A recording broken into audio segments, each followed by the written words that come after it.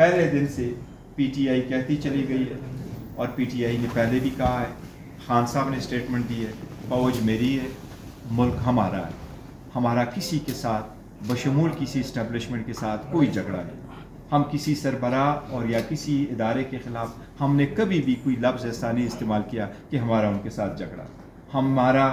منشور ہی یہی ہے کہ ہم پراسپیرٹی چاہتے ہیں، اکانومی بہتر ہو، ملک آگے بڑھے، اسٹیٹ اگر آگے ترقی کرنا ہے، اکانومی بہتر ہونا ہے تو یہ فری اینڈ فیئر الیکشن ہو۔ فری اینڈ فیئر الیکشن کے لیے الیکشن کمیشن کو اپنا ڈیوٹی پرفارم کرے اور سارے کو لیول فلینگ فیلڈ دے دے۔ جس طریقے سے ہمارے نامینیشن فارم انہوں نے ریجیکٹ کروائے ہیں، ہمیں تو امید ہے انشاءاللہ 8 فروری کو اگر الیکشن ہوئے تو ان کی بھی ون آفٹر ادر اسی طرح سارے سیٹیں یہ ہاریں گے، لیکن ہمارا رائٹ ہے کہ ہم فری فیئر ٹرانسپیرنٹ الیکشن میں پارٹیسپیٹ کریں، اس کی ہم امید کرتے ہیں۔ ہم سب سے یہ درخواست کرتے ہیں شمولی سپریم کورٹ سے کہ آپ اقدامات کریں کہ اس پروسیس میں ہم شامل ہو جائیں۔ اگر آپ ایک پولیٹیکل پارٹی کو اس پروسیس سے نکالتے ہیں تو آپ پاکستان اور جمہوریت کا بہت سخت نقصان کر رہے ہیں، آپ ملک کو ایسی طرف دھکیل رہے ہیں جس سے شاید ہم ریکور نہ کر سکے، جس سے اکانومی ریکور نہیں کر سکے گی، اور جس سے تڑ قوتیں پیدا لے گی۔ اگر اسٹیٹ کمزور ہوگا تو عوام بھی کمزور ہوگی۔